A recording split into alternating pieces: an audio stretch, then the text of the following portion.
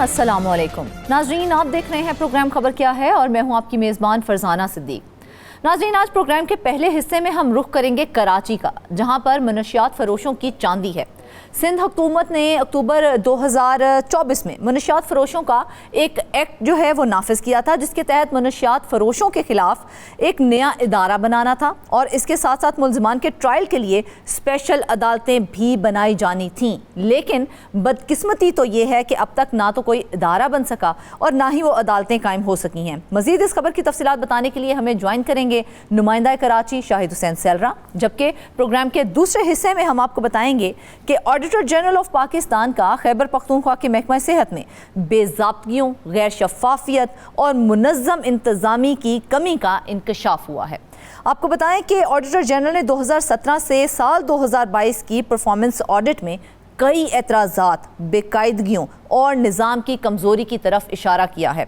और इस audit report में मज़ीद क्या इंकशाफात हुए हैं, तमाम सूरत हाल पर बात करने के लिए हमें ज्वाइन करेंगे नुमाइंदा ख़ुसूसी इस्लामाबाद रियाजुल हक।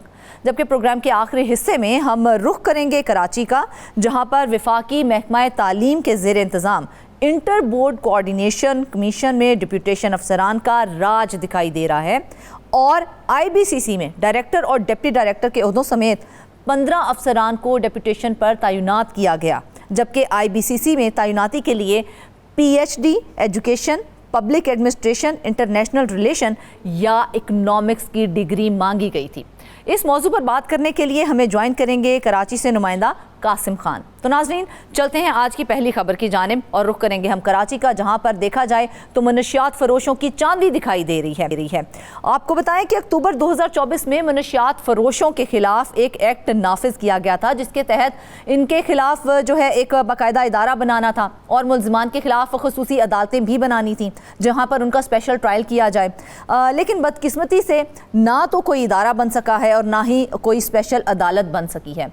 अब देखा जाए तो ये मौजू निहायत ही अहम है क्योंकि और हसास भी है, लेकिन ये कानून, अदलिया और पुलिस और अवामी तहफ़्फ़ुज़ सबसे जुड़ा हुआ है। इस तमाम मामलात के ऊपर हम बात करने के लिए रुख करेंगे कराची का, जहाँ पर शाहिद सैलरा मौजूद हैं। शाहिद, सबसे पहले तो ये बताएं कि सिंध हुकूमत ने एक्ट तो नाफिज कर दिया है, लेकिन 10 माह बाद भी ना कोई इदारा बन सका है, ना कोई स्पेशल अदालत कायम हो सकी है, क्या वजह है?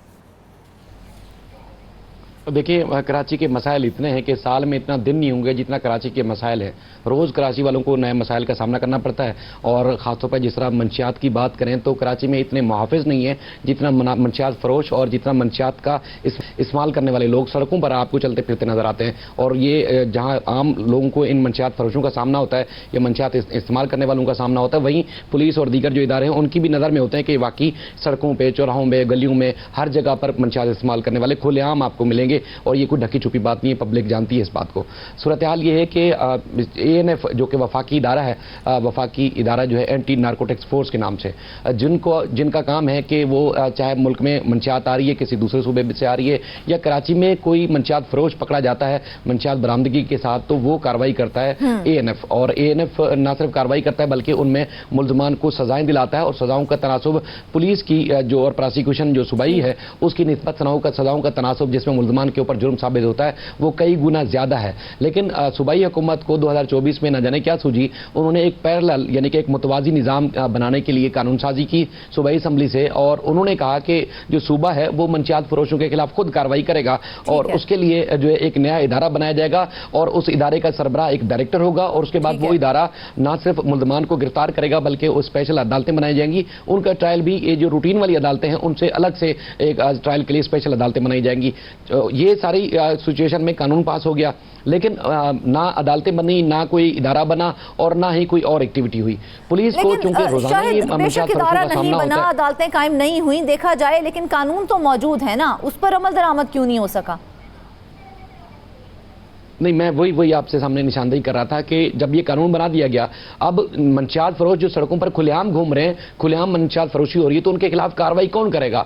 कौन सी वर्दी पहनने वाला करेगा? कौन सा इदारा करेगा? कौन सा अफसर करेगा? किसी के पास इख्तियार नहीं था और ना ही पुलिस के पास इख्तियार था। इस दौरान पुलिस ने क्या किया, पुलिस को जो आम दूसरे जो क्राइम होते हैं उनके खिलाफ इख्तियार है कानून के मुताबिक कार्रवाई करने का, उन्होंने मंशियात फरोशियों के खिलाफ भी कार्रवाई जारी रखी जिसका उनको मंशियात फरोशों को पकड़ने का इख्तियार ही नहीं था। सिंध पुलिस ने इस सारे तकरीबन कोई अक्टूबर 2024 से लेके जुलाई 2025 तक तकरीबन 2000 से ज्यादा मुकदमा दर्ज किए, जिसमें भारी मिकदार में मंशियात बरामद करने का दावा किया गया और इसके अलावा तकरीबन कोई 2000 से 4000 के दरमियान मुल्जमान पकड़े गए। और उसके बाद अब मुल्जमान का ट्रायल कहाँ होगा, केस का चालान कहाँ पेश किया जाएगा, मुल्जमान के खिलाफ जो है सबूत कहाँ पेश किए जाएंगे ताकि इनको सजा दी जाए, कोई फोरम नहीं था। अब मुल्जमान जो गिरफ्तार हुए मौके से उनको जेल में डाल दिया गया। अब चूंकि कोई फोरम नहीं था तो मुल्जमान ने क्या किया, सीपीज फाइल की जो आईनी दरखास्तें सिंध हाईकोर्ट में कि हमारे पास हमें कहां पेश करना है, उसका तो हमारे पास कोई फोरम ही नहीं है। वहां पर सिंध हाईकोर्ट के आईनी बेंच के सामने ये निशानदेही हुई कि सिंध हुकूमत ने जो आईन पास किया था, कानून जो पास किया था, उसके मुताबिक पुलिस को तो इख्तियार ही नहीं था। पुलिस किस कानून के तहत इतने सारे मुल्जमान को गिरफ्तार कर रही है और उनका ट्रायल कहां चलाना है, तो था नहीं किसी के पास। तो उसके बाद फिर सूबाई हुकूमत ने 2 महीने पहले आके कहा देखिए हम कानून साजी कर चुके हैं और अब जो दूसरा मरहला है कि कौन सी फोर्स कार्रवाई करेगी पुलिस के अलावा, तो उसके लिए भी कानून साजी के काम जारी है।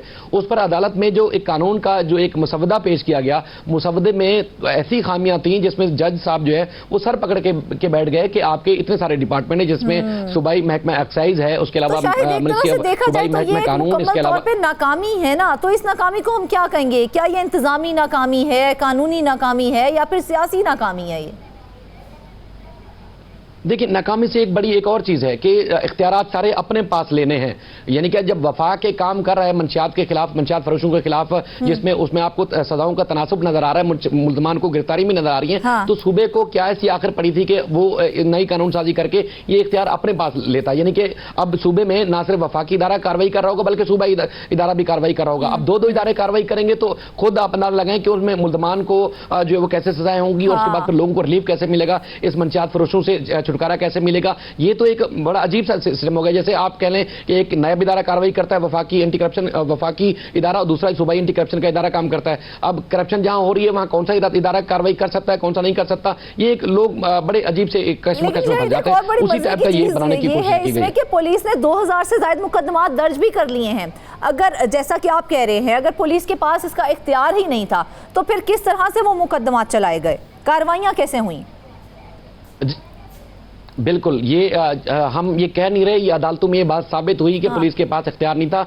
आईजी सिंध को बुलाया गया, इसके अलावा सेक्रेटरी एक्साइज को बुलाया गया, महकमा कानून को बुलाया गया, उसके अलावा सूबाई हुकूमत के तमाम वो मुसवदे, कानून साजी और दस्तावेजात तलब की गई। तो उससे ये बात साबित हुई कि पुलिस के पास तो इख्तियार ही नहीं था। आईजी सिंध ने खुद अदालत के सामने खड़े होकर माजरत की। सूबाई हुकूमत ने पहले तो टाल मटोल करने की कोशिश की क्योंकि 26 आईनी तरमीम हो चुकी है, तो इस आईनी बेंच को भी इख्तियार नहीं है कि इस किस्म का केस सुन सके।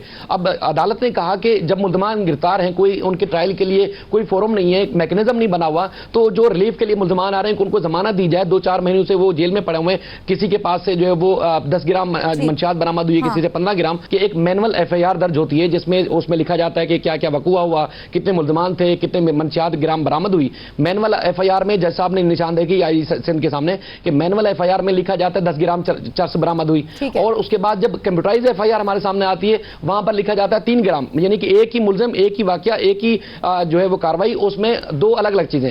कंप्यूटराइज में इस तरह की गलतियां सामने आ रही हैं जिसमें जो मैनुअल में है 10 ग्राम मंशियात बरामद और कंप्यूटराइज में आ रहा है 3 ग्राम। तो ये किस तरह किस्म का तजाद है? तो उस दौरान भी पुलिस की तरफ से बताया गया कि चूंकि जो पुलिस का IT डिपार्टमेंट है वो इतना पुराना है, उनको पता नहीं चलता, बड़ी मुश्किलात हो रही हैं। तो यानी कि एक चीज की निशानदेही के दौरान 10 और खामियां नजर आई, तो अदालत सर पकड़ के बैठ गई। उसके बाद फिर अदालत को यकीन नहीं जाएगा जिन्हें गिरफ्तार किया है, जबकि इख्तियारात ना होने की वजह से सवालात भी उठाए गए अदालतों में कि आपके पास तो इख्तियार ही नहीं था।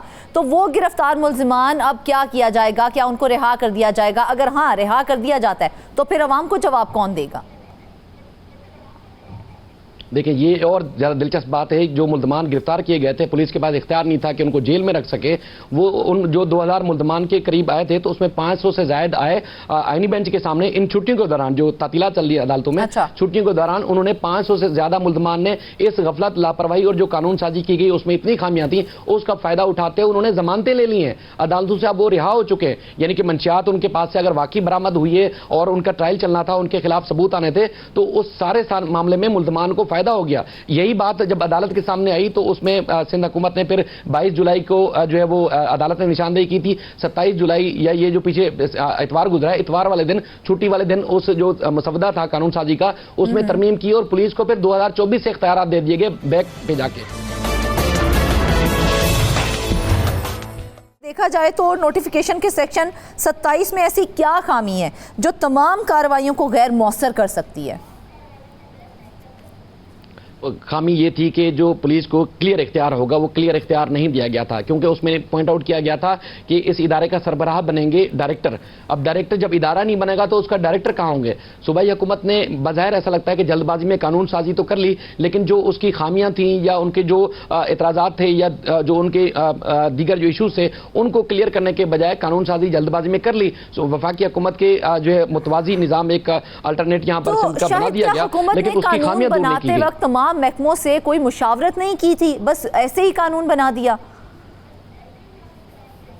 देखिए, बज़ाहिर तो ऐसा लगता है कि अक्सर आप असेंबली में तकरीरें सुनते हैं जिसमें बज़ाहिर लगता है कि जी उन्होंने बहुत बड़ा कारनामा अंजाम दे दिया इस तरह की कानून साजी करके, लेकिन उस कानून साजी का हतमी रिजल्ट जो है आवाम को नजर नहीं आता। ये तो अदालतों में हम जाते हैं तो हम समझ रहे हैं कि यह पब्लिक के पास ये खबर जा रही है, वरना ना तो मंशियात फरोशों को पता था कि इनके खिलाफ कौन कार्रवाई कर सकता है, ना ही आवाम को पता था कि ये जो मामला चल रहा है सरेआम मंशियात तो कौन चीजें। ये तो जब चीजें अदालतों में खुलती हैं तो पता चलता है जो कानून साजी की थी वो जल्दबाजी में की गई और उसकी जो खामियां वो दूर नहीं की गई और कोई फोरम ही नहीं बनाया गया कि इनके खिलाफ कार्रवाई होगी। पुलिस भी इस बात को तस्लीम करती है, सूबाई हुकूमत तस्लीम करती है और आम आवाम भी रोज देखती है। जज साहब ने खुद अपने रिमार्क्स में कहा कि कराची की कोई पुल, कोई सड़क, कोई चौराहा, कोई ऐसी चुरंगी नहीं है जहां पर मंशियात फरोशों के डेरे ना हो, वहां पर खुलेआम मंशियात इस्तेमाल हो रही होती है। कार्रवाई कौन करेगा? इस हवाले से उन्होंने खुद कहा कि हमने कोशिश तो की है करने की, लेकिन उसके लिए फोरम बनाने में कुछ ताखीर हो रही है। लेकिन उस ताखीर को आपको ये भी देखें, एक होना चाहिए, आवाम को पता होना चाहिए कि जब कानून साजी हो रही है तो आप पहले इदारे बनाते हैं, उसका पूरा मैकेनिज्म बनाते हैं, उसके बाद आप ऐलान करते हैं कि ये हो गया, अब इसके आज के बाद से इस पे अमल दरामद होगा। लेकिन कानून साजी कर ली गई, उसमें अमल दरामद कैसे होगा वो किसी को पता ही नहीं था। बिल्कुल, ये बड़ी एक अजीब गरीब बात थी। हाँ बिल्कुल ऐसे ही है। एक और बड़ा अहम सवाल जो है वो यहाँ पर ये उठता है कि अगर अदालत ही नोटिफिकेशन को मुस्तरद कर देती है तो क्या पूरा एक्ट गैर मौसर हो जाएगा? अदालत ने इनको एक और मौका दिया है। अदालत के सामने जो है यकीन दहानी कराई गई है सरकारी वकला की तरफ से, महकमा एक्साइज की तरफ से, कानून की तरफ से, जिसमें उन्होंने कहा है कि जो खामियां थी वो हमने दूर कर दी गई हैं सिंध असम्बली से और काबीना ने भी उसकी मंजूरी दे दी है। अब हतमी जो गजट नोटिफिकेशन जारी करना है वो गवर्नर सिंध ने जारी करना है, तो गवर्नर सिंध को हमने ये भेज दिया है। अब गवर्नर सिंध उसका अप्रूवल देंगे, उसके बाद जो है ये पुलिस को जो मुकम्मल इख्तियार है वो मिल जाएगा। पुलिस किसी भी जगह पर मंशियात फरोशों के खिलाफ कार्रवाई कर सकेगी। दूसरा, अदालतों की तश्कील के लिए हमने रजिस्ट्रार को लिख दिया है, तो लिहाजा उसके लिए हमें कुछ दी जाए। 10 से 15 दिन का मजीद टाइम मांगा गया कि 10 से 15 दिन में मजीद होगी। इस दौरान जो पुलिस कार्रवाई कर रही है, मजीद जो पहले जो कर चुकी है, उसमें काफी सवाल उठेंगे, क्योंकि इन्हीं पॉइंट्स की वजह से कि पुलिस के पास इख्तियार नहीं था। जब अदालतों में ट्रायल चलेगा तो मुल्ज़मान पर फायदा उठा जाते हैं। मतलब पुलिस जब या कोई इदारा जब कानून होती है तो वो जब भी कोई गफलत करता है वो ये नहीं कहते जी ये जो मंशियात है वो बरामद नहीं हुई। वो इख्तियारात और टेक्निकल पॉइंट्स की वजह से फायदा उठा जाते हैं और इसमें भी बज़ाहिर ऐसा लग रहा है जो बड़े बड़े दावे किए गए हैं उसका फायदा मुल्ज़मान फिर उठा जाएंगे, फिर मंशियात पर काबू पाने का जो दावा है वो तो धरा का धरा रह जाएगा। ये सारी सूरत हाल हुई सामने। चले, वक्त तो दे दिया गया है शाहिद। अगर हम देखें तो ब्यूरोक्रेसी हुकूमती कारकर्दगी क्या कर रही है, इस पर भी बात कर लेते हैं। तो ये बताएं कि एक्ट के तहत इदारा और अदालतें बनाने में 10 माह क्यों लग गए हैं और इसमें किसका कसूर है और किसको जिम्मेदार ठहराएंगे हम? देखिए, महकमा कानून या एक्साइज उसमें लॉ एक्सपर्ट होते हैं, बड़े माहिर लोग होते हैं। जब ये कानून साजी होती है उसमें जब नोटिफिकेशन जारी करना होता है तो तमाम लोगों की तवज्जो के बाद ही जारी किया जाता है। उस दौरान जब अदालत में जज साहब ने निशानदेही की इस बात की कि ये जो नोटिफिकेशन जारी किया था इसमें इतनी सारी खामियां हैं कि किसके पास इख्तियार होगा, कैसे इख्तियार होगा, चालान कैसे पेश करना है, अदालतों की तश्कील कैसे होगी, तो ये सारे इदारों ने इस नोटिफिकेशन को देखा नहीं था। तो उसमें उन्होंने कहा जी हमने लॉ डिपार्टमेंट जो है, क्योंकि उसकी नजर होती है कानूनी पेचीदगियां कैसे दूर करनी है, उससे हमने मुशावरत की थी। तो लॉ डिपार्टमेंट के एक फोकल पर्सन वहां अदालत के अंदर मौजूद थे, उन्होंने हाथ खड़ा करके बोला नहीं हमसे तो पूछा नहीं गया। अब अंदाजा लगाया कितने सीरियस हैं तमाम डिपार्टमेंट के वो एक दूसरे से मुशावरत भी नहीं करते और काम सबका मिलकर करने का है। और जब सीरियस नहीं थे तो वहां पर फिर अदालतों में मुल्ज़मान को फायदा हो जाता है। अब जो एक इतनी बड़ी एक्सरसाइज हुई वहां पर आपको पता वक्त लगता है, शाहिद, तो हमारे सिस्टम की सबसे बड़ी नाकामी ही है कि हम एक्ट बना देते हैं, कानून बना देते हैं, लेकिन उस पर अमल दरामद करने में इतना टाइम लगा देते हैं कि वो एक्ट का होना ना होना बिल्कुल भी बेमानी हो जाता है। लेकिन हम सवाल उठाते रहेंगे और अवाम की तर्जुमानी करते रहेंगे। नाज़रीन, अब हम आपको बताएंगे कि ऑडिटर जनरल ऑफ पाकिस्तान का खैबर पख्तूनख्वा के महकमा सेहत में बेज़ाब्तियों, गैर शफाफियत और मुनज़्ज़म इंतज़ाम की कमी का इंकशाफ सामने आया है। ऑडिटर जनरल ने 2017 से साल 2022 के परफॉर्मेंस ऑडिट में कई एतराज़ात, बेकायदगियाँ और निज़ाम की कमज़ोरी की तरफ इशारा किया है। आज के प्रोग्राम में हम इस ऑडिट रिपोर्ट पर तनकीदी, मालूमाती और अवामी मुफाद पर मबनी सवालात करेंगे ताकि हक़ाइक़ को सामने लेके आया जा सके। नाज़रीन, हमें ज्वाइन किया है नुमाइंदा इस्लामाबाद रियाजुल हक ने। रियाज, सबसे पहले तो मुझे ये बताएं कि ऑडिटर जनरल की रिपोर्ट के इंकशाफात किस हद तक मुस्तनद और दुरुस्त हैं? जी बहुत शुक्रिया। देखें, ऑडिटर जनरल ऑफ पाकिस्तान की कई रिपोर्ट्स होती हैं। एक, क्योंकि ऑडिटर जनरल ऑफ पाकिस्तान नाम से पता चलता है कि उसने ऑडिट करना होता है। ऑडिट का मतलब आप समझें एक सरकारी सतह पे एक एहतसाब का एक अमल होता है। तो इसमें एक जनरल ऑडिट होता है, फिर एक होता है कि एक स्पेशल ऑडिट किया जाता है, फिर एक होता है कि एक फाइनेंशियल ऑडिट होता है, फिर इस तरह के और ऑडिट्स होते हैं। तो ये उनमें से एक जो है ये ऑडिट है और बड़ा कम्प्रिहेंसिवली जो इसको देखा गया। और ये तकरीबन ये वो तमाम चीज़ें हैं जो पिछले कुछ अरसे से जो है वो हम सुनते आ रहे थे। गाहे बगाहे रिपोर्ट्स उस तरह की चीज़ें आती थी, लेकिन अब से कुछ दिन पहले ऑडिटर जनरल ऑफ पाकिस्तान ने जो परफॉर्मेंस ऑडिट जारी किया है। परफॉर्मेंस ऑडिट ये होता है कि एक प्रोजेक्ट शुरू किया गया है, उसकी परफॉर्मेंस, उसकी कारकर्दगी का जायज़ा लिया जाता है।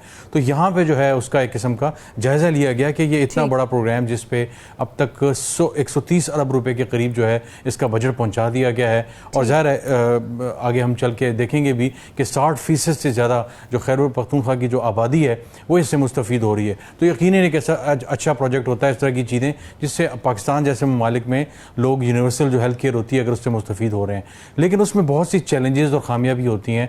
लिहाजा ये जो ऑडिट होता है इसको ज़ाहिर है बहुत इसकी अहमियत का हामिल है। और जब ये ऑडिट जो PSC होगी प्रोविंशियल, उसमें जब जाएगी तो उसमें बहुत सी इस पर डिस्कशंस वगैरह भी होंगी और उस पर जो है वो क्रॉस चेक्स और दूसरी चीज़ें भी होंगी। और जो इदारा है जो मिनिस्ट्री ऑफ हेल्थ है या डिपार्टमेंट ऑफ हेल्थ है वो इसके बारे में ज़ाहिर है अपनी राय भी देती है काउंटर करने के लिए। पैमाने पर बेज़ाब्तियां तो हो गई हैं और वो सामने भी आ गई हैं, तो फिर अगर देखा जाए तो हुकूमत या फिर महकमा सेहत इस हवाले से क्या इकदाम कर रही है और अब तक क्या इकदाम उठाए जा चुके हैं? देखें फजाना, सबसे पहले तो हम थोड़ा सा एक जायज़ा ले लें कि ये जो ऑडिट एतराज़ात हैं परफॉर्मेंस ऑडिट में और जो गलत काम हुए हैं जिनकी तरफ इशारा किया गया है, क्योंकि ज़ाहिर बहुत ज़्यादा अहम है। फिर उसके बाद हम फौरी तौर पे आएंगे कि उसके अजाले के लिए उन्होंने क्या किया है या वो क्या कर रहे हैं और उनको क्या सजेस्ट किया गया है। तो सबसे पहले अगर हम बात करें तो ये 2017 से लेकर 2022 का जो है ये परफॉर्मेंस ऑडिट है और 2023 तक के दिसंबर तक ये तैयार हुआ और 24 में भी फाइनलाइजेशन के उससे अमल में था और अब हमारे सामने बाकायदा तौर पे चंद दिन पहले इसको रिलीज़ कर दिया गया है। और इन्होंने कई खामियों की तरफ इशारा किया है। एक जो बड़ी खामी है उनके मुताबिक ये है कि 19 ज़िलों में इनके ये एक जो डेटा मैनेजमेंट सिस्टम है वो मौजूद ही नहीं है। अभी एक बहुत बड़ी जो किस्म की जिसे कहते हैं कि एक फ्लॉ है इसके अंदर कि 19 ज़िलों में मैनुअली चीज़ों को देखा जाता है, उसका एक जैसा डेटा बेस बनाकर चीज़ों को फॉलो किया जाता है, उस तरह जो है इस तरह का कोई मैनेजमेंट सिस्टम मौजूद नहीं है। और डेटा जो मैनेजमेंट सिस्टम है उसका नुकसान ये हो रहा है कि जो सेहत सहूलत प्रोग्राम है ये उसके अंडर जो सेहत प्रोग्राम है जो सेहत कार्ड है उसको देखा जा रहा है। तो उनके ऑडिट परफॉर्मेंस ऑडिट में ये कहा गया है कि सेहत सहूलत प्रोग्राम है डेटा मैनेजमेंट ना होने की वजह से मुकम्मल तौर पे लोग इससे मुस्तफ़ीद नहीं हो पा रहे, बल्कि चूज़ एंड पिक हो रहा है कि जहाँ पे जिसका जोर है वो वहाँ जा रहा है, उन इलाकों में जा रहा है, अपना इलाज करवा रहा है और एक प्रॉपर प्रोसीजर नहीं है जिसमें ट्रांसपेरेंसी पे भी सवालात उठते हैं। और इसके साथ साथ ओवरऑल इसकी जो फाइनेंशियल जो रिलीजेस हैं, फाइनेंशियल मैनेजमेंट है वो बहुत ज़्यादा कंट्रोवर्शियल हो जाती है। आपने कहा कि 2017 से लेकर 2022 के दरमियान जो पीरियड है उसकी ये ऑडिट रिपोर्ट है, तो इतना अरसा मुसलसल खामोशी क्यों दिखाई गई? उस वक्त किस पे कोई सवाल, कोई उंगली क्यों नहीं उठाई गई? देखें ऑन एंड ऑफ तो जो मुख्तलिफ इदारे हैं, इवन जो डिपार्टमेंट ऑफ हेल्थ है खैबर पख्तूनख्वा का, वो इस तरह की चीज़ें उनकी तरफ से आती रहती थी, बल्कि मीडिया भी जो है वो इसको कवर करता रहा है कि बहुत सी जगहों में मिसयूज़ किया गया है। मिसाल के तौर पर यहाँ पे लिखा गया है कि तकरीबन 55 ऐसे अस्पताल थे कि जो सस्पेंड किए गए थे और उनको फिर भी जो है वो वहाँ पर इलाज जारी था, वहाँ पर पेमेंट्स वगैरह हो रही थी। तो उन्होंने परफॉर्मेंस परफॉर्मेंस ऑडिट ने एतराज़ ये किया है कि जब एक हॉस्पिटल को सस्पेंड कर दिया गया है कि वो पेशेंट्स को नहीं ले सकता सेहत सहूलत कार्ड के प्रोग्राम के तहत, तो क्यों उसको दोबारा तौर पर ना सिर्फ वो पेशेंट्स को ले रहा है, उनकी सर्जरीज वगैरह भी हो रही हैं, बल्कि उनको पेमेंट्स भी जो है वो प्रोविंशियल गवर्नमेंट की तरफ से हो रही हैं, हेल्थ डिपार्टमेंट की तरफ से रिलीजेस हो रही हैं, फाइनेंस भी उसको ओके कर रहा है। अगर देखा जाए सेहत सहूलत प्रोग्राम में डेटा मैनेजमेंट सिस्टम जो है वो मौजूद ही नहीं है उस तरह से, तो उसकी वजह से हमें कौन कौन से नुकसानात उठाने पड़ रहे हैं, या सेहत सहूलत कार्ड के से कौन लोग उसकी वजह से मुतासर हो रहे हैं? देखें, जो लोग मुतासर हो रहे हैं वो ये हो रहा है कि मिसाल के तौर पर पाकिस्तान में ज़ाहिर है हमारा health care system in general देखा जाए तो पब्लिक सेक्टर में ज़ाहिर है उस तरह का जो है वो उस पर वर्कलोड बहुत ज़्यादा है, फ्रेजाइल है, और शायद जो हेल्थ केयर की जो क्वालिटीज़ हैं वो बहुत ज़्यादा स्टेट ऑफ द आर्ट या हाई टेक नहीं है, तो लोग प्राइवेट सेक्टर को तरजीह देते हैं। अब प्राइवेट सेक्टर में बहुत ज़्यादा बदकिस्मती से जिसे कहते हैं कि दुकानें नुमा जो है वो हॉस्पिटल्स और क्लिनिक्स खुल चुके हैं, तो इस तरह के कार्ड के आने से शुरू में जो है वो नुकसान है, ये हुआ कि बहुत ज़्यादा ऐसे हॉस्पिटल ने एक्सप्लॉइट किया मरीज़ों को, जहाँ पे सर्जरीज की ज़रूरत नहीं थी वहाँ सर्जरीज भी हुई, लेकिन उसके साथ साथ जो है खैबर पख्तूनख्वा चूँकि मीडिया में भी हाईलाइट होता रहा, तो ख़ास तौर से जो है इन चीज़ों को दोबारा से री एनर्जाइज किया गया, रिवाइटलाइज किया गया, और रैशनल को देखा गया कि क्या एक हॉस्पिटल जब इतनी ज़्यादा सर्जरीज कर रहा है क्या इसकी ज़रूरत थी, तो डॉक्टर्स की रिकमेंडेशंस, पैनल की रिकमेंडेशंस, उनको देखा जाता है और उसके मुताबिक फिर फैसला किया जाता है कि ये जो हॉस्पिटल है इन सर्जरीज को गलत कर रहा है, लिहाजा इस हॉस्पिटल को अपने पैनल से ऑफ कर दिया जाए। ऑफ द ग्रिड जब कर दिया जाता है तो उसके बाद वायदे वईद होते हैं, वो कहते हैं जी मानदा नहीं करेंगे, और ज़ाहिर एक पूरा मैकेनिज्म है, उसमें भी इन्फ्लुएंस इस्तेमाल होता है।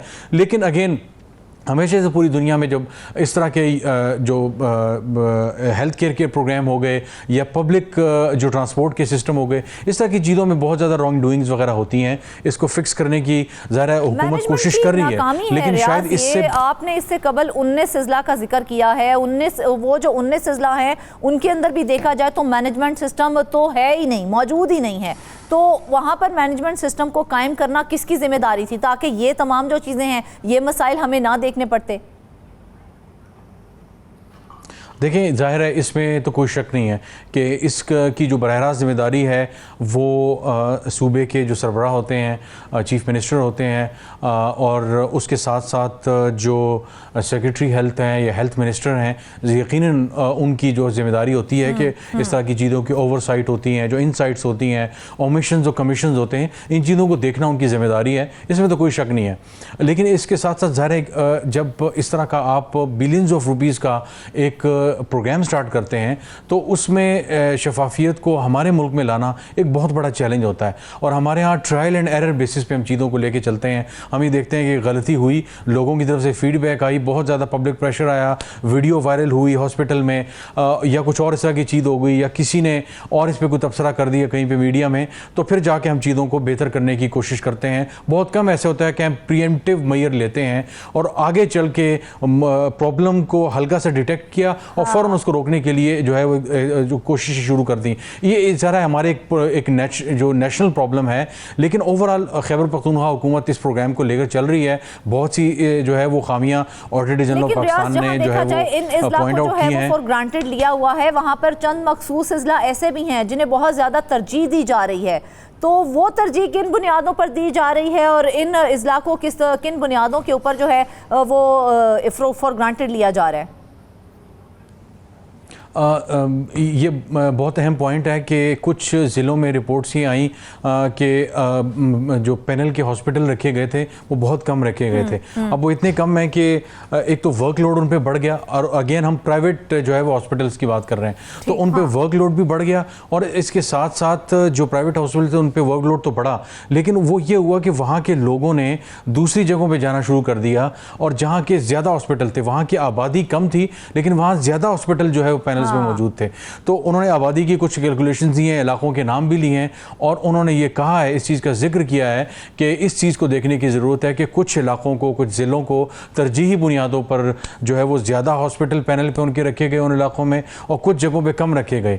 तो ज़ाहिर है जिस तरह हमारे यहाँ होता है कि बहुत सी जगहों पे बिजली के कनेक्शंस हो गए, ट्रांसफार्मर्स हो गए, उन जगहों पे ज़्यादा होते हैं जो हल्का हो, जहाँ से वज़ीर जीता हो या जहाँ से कोई MNA वगैरह जीता हो, तो जब उनको फंड्स मिलते हैं तो वो उन इलाकों को ज़्यादा नवाजते हैं। लेकिन इस तरह का यूनिवर्सल जिसे कहते हैं कि इंश्योरेंस, हेल्थ इंश्योरेंस का जो प्रोग्राम है, तो उसके हवाले से चीज़ों को ज़्यादा बेहतर करने की ज़रूरत थी, जो उन्होंने नहीं किया। और अगेन इसमें ऐसा लगता है कि शायद सियासी पसंद नापसंद को देख के किया गया है, क्योंकि कुछ अर्सा पहले हमने देखा कि रमज़ान में भी एक चीज़ सामने आई स्कैंडल के तौर पे खैबर पख्तूनख्वा हुकूमत में, कि जो रमज़ान के लिए जो मुस्तहिक लोग थे उनको जो फंड दिए जाने थे वो मोस्टली उन जगहों पे दिए गए थे जहाँ पे जो पाकिस्तान तहरीक इंसाफ के जो नुमाइंदे थे वो कामयाब हुए थे। तो ज़ाहिर है इस पर तनकीद वगैरह हुई थी, लेकिन जब इस तरह की तनकीद होती है, पब्लिक में डिस्कशन, पब्लिक डिस्कोर्स में आती हैं, तो उस चीज़ों को फिक्स करने की कोशिश होती है। और पॉलिटिकल गवर्नमेंट्स की ये बहुत बड़ी कामयाबी होगी और होती है कि अगर वो इस तरह की चीज़ों को लेके फिक्स करें, और एक जिसे कहते हैं कि यकतरफा यकरुखा जो एक किस्म का होता है, 22 तरीके से एक तरफ टिल्ट करके जब वो चलते हैं, उन पॉलिसीज़ को ख़त्म करके एक अक्रॉस द बोर्ड, ज़ाहिर है जहाँ पे अगर वो कुछ लोगों ने वोट नहीं दिया या वो कुछ जगह से वोट कम आए हैं, तो ज़रूरी नहीं है कि आप उस जगह को टारगेट करें, उनको तकलीफ़ में डालें, बल्कि वो भी इंसान है, वो भी इस मुल्क के शहरी, आपके हल्के के लोग हैं, तो कम अज़ कम उनको इस किस्म की आप सज़ा जो है वो ना दें। लेकिन रियाज, एक और चीज़ जो हमारी इतलात के सामने आई है वो ये है कि 55 के करीब कुछ अस्पताल ऐसे थे जो मुअत्तल थे, लेकिन उसके बावजूद उनको फंड्स जारी किए गए। अब उनसे रकम को वापस लेने का क्या कोई मैकेनिज्म मौजूद है? किस तरह से उनसे वो रकम वापस ली जाएगी जिनको मुअत्तल किया गया है? देखिए ये भी बड़ा अहम पॉइंट है, और उन्होंने कहा कि जिन हॉस्पिटल को सस्पेंड किया गया है, उनकी सस्पेंशन हुई है, उन हॉस्पिटल का आपने ना सिर्फ उनसे रिकवरी करनी है, बल्कि इस रिकवरी को इंश्योर करना है और फिर रिकंसाइल करना है ऑडिट के साथ, कि जब पब्लिक अकाउंट्स कमेटी में प्रोविंशियल गवर्नमेंट की जब उसके सामने शेयर होगा तो उसको रिकंसाइल करके उसको ठीक किया जा सके। ऐसा नहीं हो सकता कि पुअर हेल्थ केयर सिस्टम पे एक हॉस्पिटल को जो है वो करोड़ों रुपए दिए गए और उसके बाद पता चला कि जनाब वहाँ पे ना सर्जरीज की ज़रूरत थी, ना वहाँ पे जो नंबर्स दिखाए गए फाइनेंशियली वो नंबर्स उसका रिक्वायर्ड नहीं थे, उनको इन्फ्लेटेड नंबर को जो है वो इसमें इंक्लूड किया गया था, उन हॉस्पिटल को पेमेंट की गई थी। ज़ाहिर है उनके इलाकों के नाम, हॉस्पिटल्स के नाम भी हैं, पूरी एक तफसील है, लेकिन ज़ाहिर है हम हॉस्पिटल्स के नामों में नहीं जाएंगे क्योंकि ज़ाहिर प्राइवेट सेक्टर है। और लेकिन हमारा ज़ाहिर इस प्रोग्राम का मकसद भी यही है कि चीज़ें जो है वो बेहतर हों। ऑडिटर जनरल ऑफ पाकिस्तान ने अगर परफॉर्मेंस ऑडिट किया है तो यकीनन इसका मकसद ये होता है कि चीज़ें बेहतरी की तरफ जाएं। इसी तरह इन्होंने दानिश स्कूल का किया, इसी तरह हेल्थ केयर का, इस तरह काउंसिल, यूनियन काउंसिल्स वगैरह का डेवलपमेंट फंड्स के हवाले से, बजट के हवाले से जिक्र किया था कि 391% जो है वो सेहत का बजट बढ़ा दिया गया है, लेकिन ऑन ग्राउंड हमें ये असर इसका दिखाई क्यों नहीं दे रहा उस बजट का?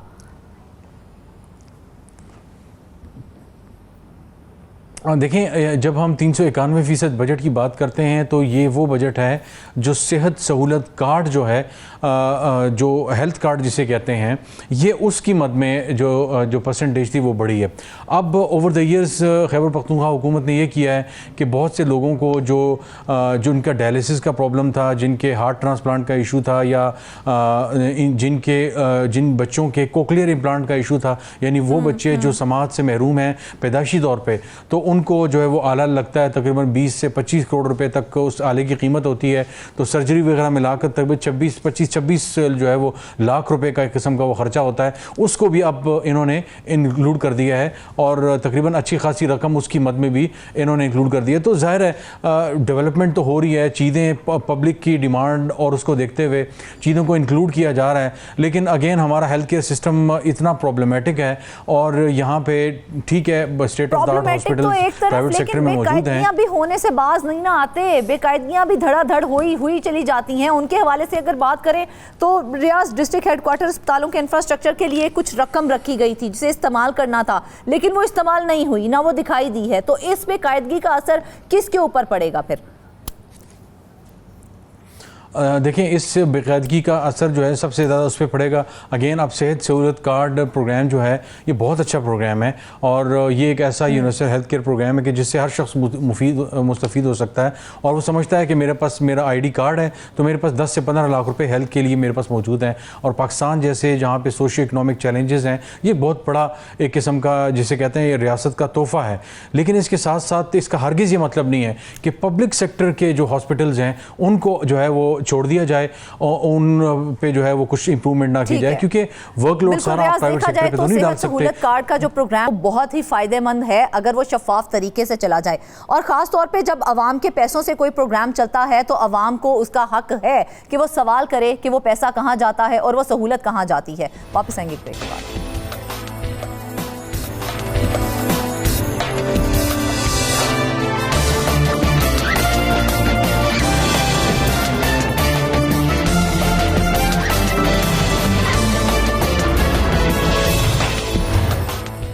वेलकम बैक नाज़रीन। ब्रेक के बाद हम आपको बताएंगे कि कराची में महकमा तालीम के ज़ेर इंतज़ाम इंटर बोर्ड कोऑर्डिनेशन कमीशन में डेपुटेशन अफसरान का राज दिखाई दे रहा है और IBCC में डायरेक्टर और डिप्टी डायरेक्टर के ओहदों समेत 15 अफसरान को डेपुटेशन पर तैनात किया गया है। एक अफसर कंप्यूटर साइंस में PhD हैं जो कि इस पोस्ट के लिए मांगा ही नहीं गया था।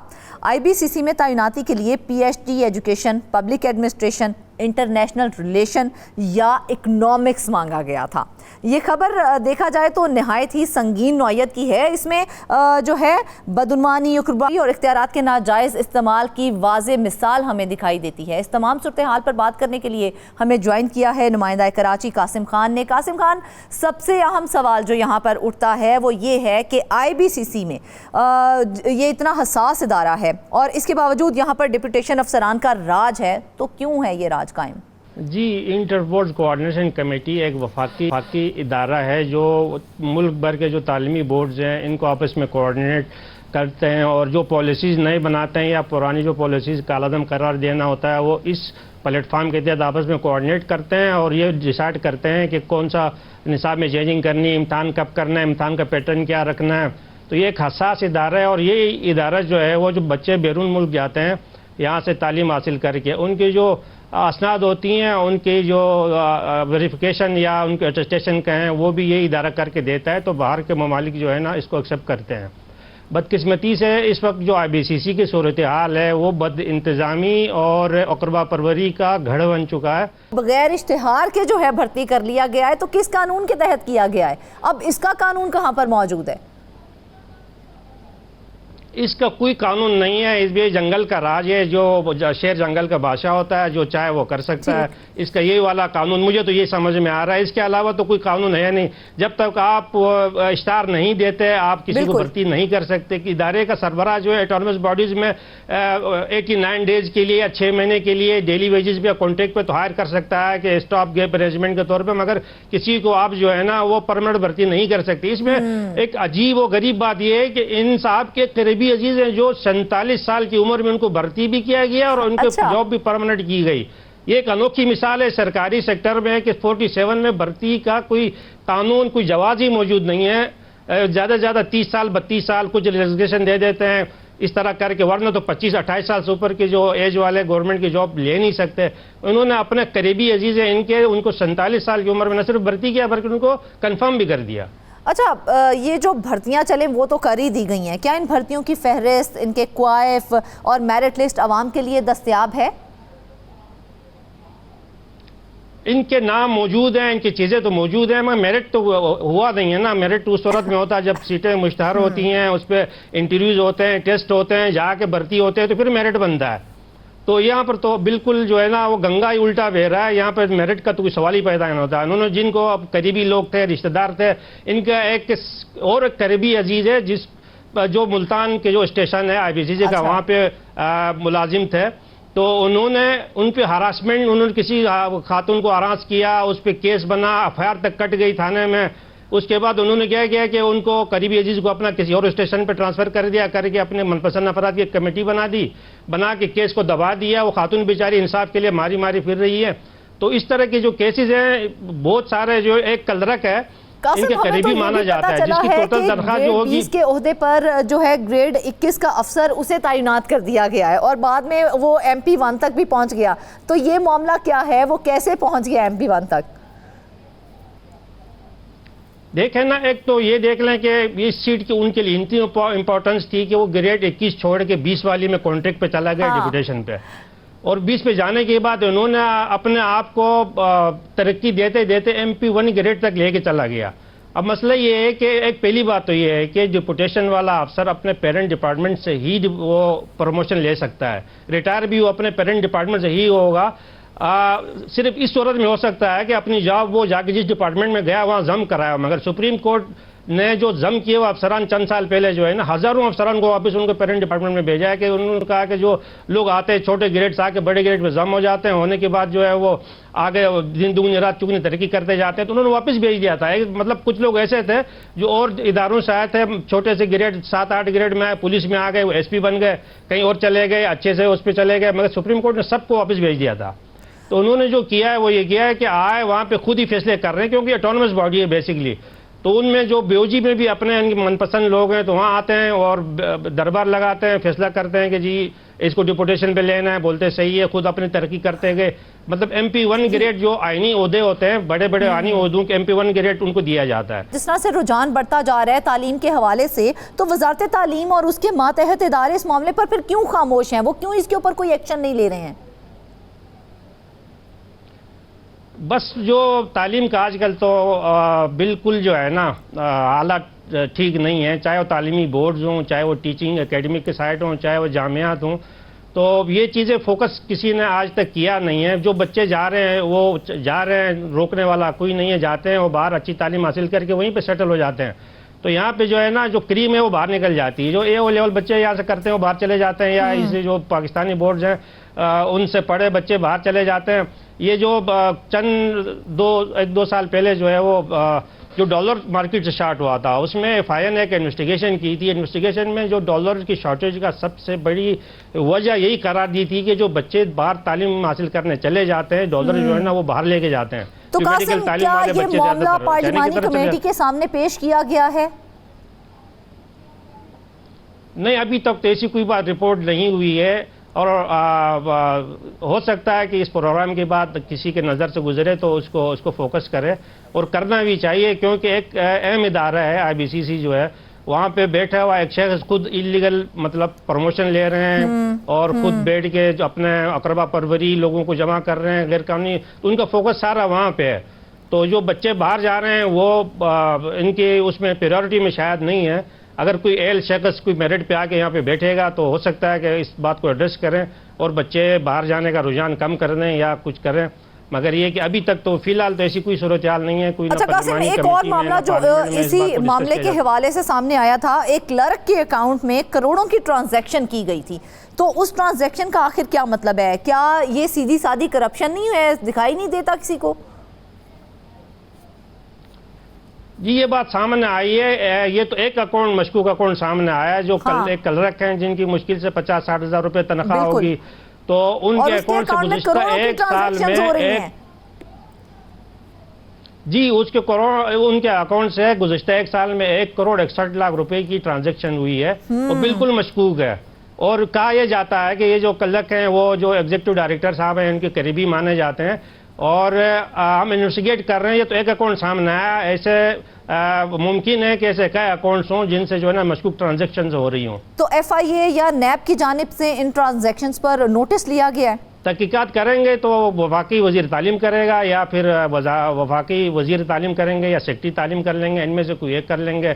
और जो ट्रांजैक्शन है बैंक का जहाँ तक ताल्लुक है वो तो FIA का बैंकिंग सर्कल का काम है, वो इनके वो करें, NAB कर सकती है, क्योंकि एक क्लर्क का अकाउंट से मुसलसल रोज़ाना लाखों रुपये आ रहे हैं जा रहे हैं, उसकी तहकीकात बनती है। NAB चाहे NAB कर लें या FIA banking commercial banking circle, इसकी तहकीकात करनी चाहिए ताकि पता चले कि जो बच्चों की फीस के बाद काफी संगीन नौयत का ये मामला है, तो क्या देखा जाए तो पब्लिक सर्विस कमीशन या HEC को इस मामले की तहकीकात करनी चाहिए शफाफ तरीके से, ताकि मामला खुल के सामने आ सके?